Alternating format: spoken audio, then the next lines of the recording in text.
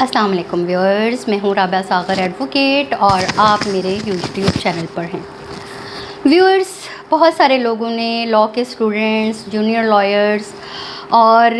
Competitive exams کے جو students ہیں انہوں نے مجھ سے سوال پوچھا لائرز ویلفیئر اور پروٹیکشن ایکٹ کے حوالے سے، جو کہ حال ہی میں پاس ہوا ہے۔ تو اس کی اہم خصوصیات جو ہیں، یہ جو ایکٹ ہے جو کہ وکلاء کے تحفظ اور ان کی ویلفیئر کے لیے بنایا گیا ہے، اس کی کچھ اہم خصوصیات آج میں آپ سے شیئر کر رہی ہوں۔ سب سے پہلے تو ہم یہ دیکھتے ہیں کہ لائر ہے کون، جو ایڈوکیٹ ہے وہ کون ہے۔ تو ہر وہ پروفیشنل، لاء کا پروفیشنل جو کہ لیگل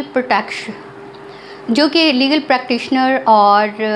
بار کونسلز ایکٹ کے تحت رجسٹرڈ ہے، اس کے ساتھ انرولڈ ہے، وہ خواہ پاکستان کے کسی بھی صوبے میں ہے، پنجاب، سندھ، کے پی کے یا بلوچستان یا اسلام آباد بار کونسل کے ساتھ رجسٹرڈ ہے، تو وہ ایڈوکیٹ ہے، یعنی لیگل پریکٹس کر رہا ہے۔ تو اب دیکھنا یہ ہے کہ یہ جو ایکٹ ہے جو کہ جسے lawyer welfare and protection act 2023 کہا گیا ہے، وہ وکلاء کو کون کون سی ایسی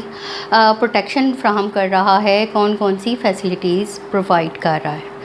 فرسٹ آف آل تو اگر ہم لائرز کے ایک بیک گراؤنڈ پر، جب سے پاکستان بنا ہے آج تک اگر نظر دوڑائیں تو بہت سارے لائرز ایسے ہیں، بہت سارے ایڈوکیٹس ایسے ہیں جنہیں صرف کسی کیس کے میں وکالت کرنے کے لیے کسی مظلوم کا یا کسی خصوصی طور پر اہم کیسوں میں وکالت نامہ دینے کے لیے ان کو تشدد کا نشانہ بنایا گیا اور ان کے ساتھ مظالم ہوئے۔ تو اب ہم یہ دیکھتے ہیں کہ یہ جو ایکٹ ہے، یہ ایکٹ آف وائلنس، یعنی کہ اگر لیگل پروٹیکشنر جو ہے، ایک ایڈوکیٹ، ایک لائر جو ہے، وہ کسی وکالت کے حوالے سے کسی کورٹ میں، کسی جوڈیشل اتھارٹی کے سامنے، ہائی کورٹ، سپریم کورٹ یا کسی لوکل کورٹ کے ساتھ ایک اپنا کیس جو ہے اپنی پارٹی کا، اپنے کلائنٹ کا ریپرزینٹ کر رہا ہے، اور اس ریپرزنٹیشن کے نتیجے میں، اس وکالت نامے اور اس دفاع کے نتیجے میں اس لائر کو اگر دھمکیاں دی جا رہی ہیں، اس کے ساتھ ایکٹ آف وائلنس ہو رہا ہے، تو اس کو یہ جو ایکٹ ہے یہ تحفظ فراہم کرتا ہے۔ اور اگر ہم اس کی تعریف دیکھیں کہ اس میں ایکٹ آف وائلنس انہوں نے کس کو کہا گیا ہے، تو assault, criminal force, intimidation, threat, کسی بھی طریقے سے جو اس کو ایسے تشدد کا نشانہ بنانا، چاہے وہ دھمکی ہے، چاہے وہ کسی بھی طریقے کا ایک ایسا عمل ہے جس سے ایک جو ایڈوکیٹ ہے وہ اپنے کلائنٹ کو جو عدالت میں ریپرزینٹ کر رہا ہے، وہ چاہے کوئی جوڈیشل فورم ہے، کوئی اتھارٹی ہے، یا کوئی بھی ایک کورٹ ہے جس میں وہ اپنے لائر کا کیس پریزنٹ کر رہا ہے، اس کا دفاع کر رہا ہے، اور اس کو اس طرح سے روکا جاتا ہے دھمکی یا کسی بھی ایکٹ آف فورس سے کہ وہ جو ہے اس وکالت کو وڈرا کر دے۔ تو ایسے جو عمل ہیں، ایسے جو تمام ایکشنز ہیں، ان کو ایکٹ آف وائلنس کہا گیا ہے اس قانون کے تحت، اور اس کو یہ کہا گیا ہے کہ ایسے جو سارے ایکشنز ہیں وہ قانون کے زمرے میں آئیں گے اور ان کے اوپر سزا ہو سکتی ہے۔ تو اب اگر میں سزا کا تذکرہ کروں تو اس میں کم از کم ایک سے سزا بھی ہو سکتی ہے، جرمانہ بھی ہو سکتا ہے، اور جو جرمانہ ہے وہ اگر پہلی دفعہ یہ جرم کیا گیا ہے تو 1 لاکھ تک، اور اگر یہ جرم رپیٹ کیا گیا ہے، یعنی کہ اگر ایک شخص نے پہلے بھی یہ جرم کیا اور اس کے بعد پھر دوبارہ اس کو کسی وکیل کو جو کسی اپنا فرائض منصبی سر انجام دے رہا ہے اس کو نشانہ بنایا، تو پھر اس میں جو سزا ہے وہ 1 سال سے زائد قید اور 2 لاکھ روپے تک جرمانہ ہو سکتا ہے۔ اس میں جو بہت اہم جو وکلا کو ایک ریلیف فراہم کیا گیا ہے۔ ایک تو یہ کہ وہ اپنے فرائض منصبی جو ہیں وہ پوری مطلب ایک کسی بھی خوف سے بالا تر ہو کے سر انجام دیں، اور دوسرا یہ کہ اگر ان کے اوپر کوئی پریشانی آتی ہے، اگر ان کی فیملیز میں کوئی بیمار ہے تو اس کو جو ہے ایک کچھ ریلیف فراہم کیا گیا ہے۔ سپوز کہ اگر ایک لائر جو ہے وہ بیمار ہے یا اس کی فیملی میں سے کوئی بیمار ہے تو اس کے لیے جو ہے حکومتی طور پر سرکاری جو ہاسپٹلس ہیں ان میں علاج کرانے کی سہولت دی جائے گی، اور اس طرح اگر خدا نخواستہ کسی بھی اس کے نتیجے میں کسی بھی ایک حادثے یا دہشت گردی کے کسی ایونٹ کے نتیجے میں جو اگر وکیل ہے اس کی ڈیتھ ہو جاتی ہے تو اس کو ایک جو گورنمنٹ کا 18ویں گریڈ کا ملازم ہے اس کے مطابق اس کو اس کی فیملی کو جو ہے وہ ریلیف دیا جائے گا، ان کو ایک یوں سمجھیں کہ مالی مدد فراہم کی جائے گی جو اس کے مطابق ہوگی جتنی ایک 18ویں گریڈ کے گورنمنٹ کے ملازم کو دی جاتی ہے۔ اس طرح جو لائرز ہیں ان کو ہراساں کرنے، ان کو پریشان کرنے، اور خصوصی طور پر اس وقت جب کہ وہ اپنے کسی کلائنٹ کا کیس کورٹ تک لے کر جا رہے ہیں تو اس ایکٹ کے تحت اس کو پروٹیکٹ کر دیا گیا ہے۔ کچھ اور بھی اس میں بتایا گیا ہے کہ جو وکیل ہے اس کو اریسٹ نہیں کیا جا سکے گا، اس کو کسی ڈاکومنٹ لینے کے لیے، فرض کریں کہ کسی کا کیس ہے اور کوئی ادارے یا پرائیویٹ پرسن اس سے کوئی ڈاکومنٹ حاصل کرنا چاہتا ہے اور اسے ہراساں کر رہا ہے یا اسے اداروں کی طرف سے کسی ڈاکومنٹ کے حصول کے لیے اریسٹ کرنے کی کوشش کی جا رہی ہے تو